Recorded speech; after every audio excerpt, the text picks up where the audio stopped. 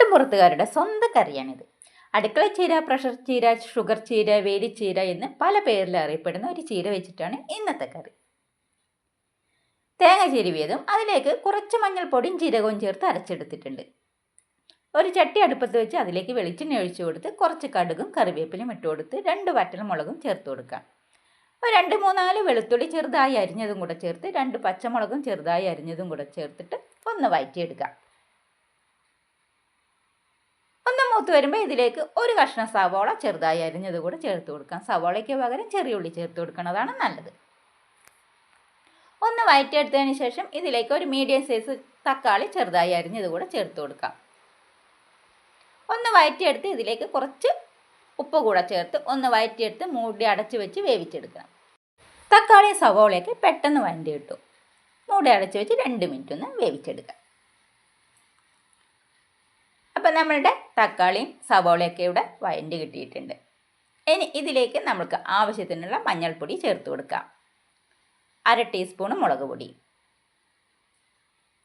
ഒന്ന് നല്ലപോലെ വഴറ്റിയെടുക്കാം. പച്ചവാസന പോകുന്നവരെ വഴറ്റിയെടുക്കാം.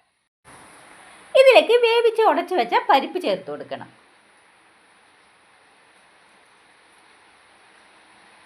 നല്ലപോലെ ഉടച്ച പരിപ്പാണ് നല്ല ടേസ്റ്റ്. നല്ലപോലെ മിക്സ് ചെയ്ത് കൊടുക്കാം. ഇനി നമ്മൾ അരിഞ്ഞു വെച്ച പ്രഷർ ചീര ചേർത്ത് കൊടുക്കാം. നല്ലപോലെ മിക്സ് ചെയ്ത് യോജിപ്പിച്ച് കൊടുക്കാം. ആവശ്യത്തിനുള്ള വെള്ളം ചേർത്ത് കൊടുക്കണം. മിക്സ് ചെയ്ത് യോജിപ്പിച്ച് കൊടുത്തതിന് ശേഷം മീഡിയം ഫ്ലെയിമിൽ വെച്ച് മൂടി അടച്ച് വെച്ച് വേവിച്ചെടുക്കാം.